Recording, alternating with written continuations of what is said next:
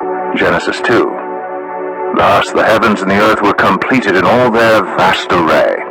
By the seventh day God had finished the work he had been doing. So on the seventh day he rested from all his work. Then God blessed the seventh day and made it holy, because on it he rested from all the work of creating that he had done.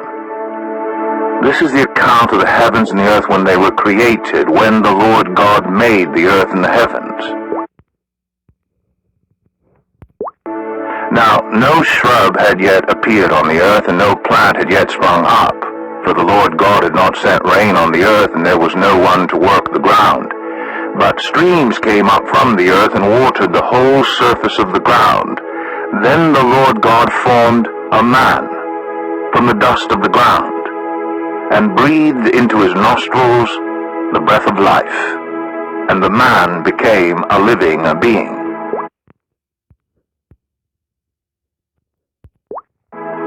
Now the Lord God had planted a garden in the east, in Eden, and there he put the man he had formed.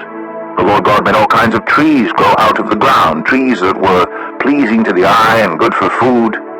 In the middle of the garden were the tree of life, and the tree of the knowledge of good and evil.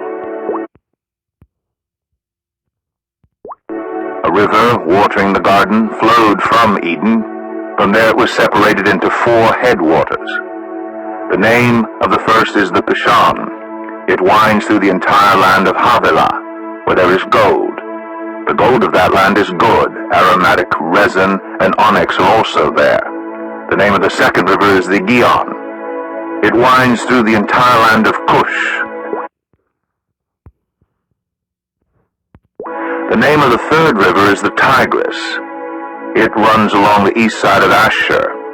And the fourth river is the Euphrates.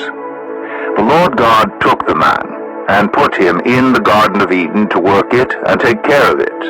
And the Lord God commanded the man, "You are free to eat from any tree in the garden, but you must not eat from the tree of the knowledge of good and evil.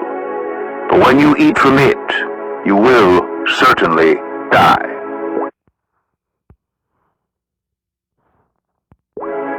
The Lord God said, "It is not good for the man to be alone.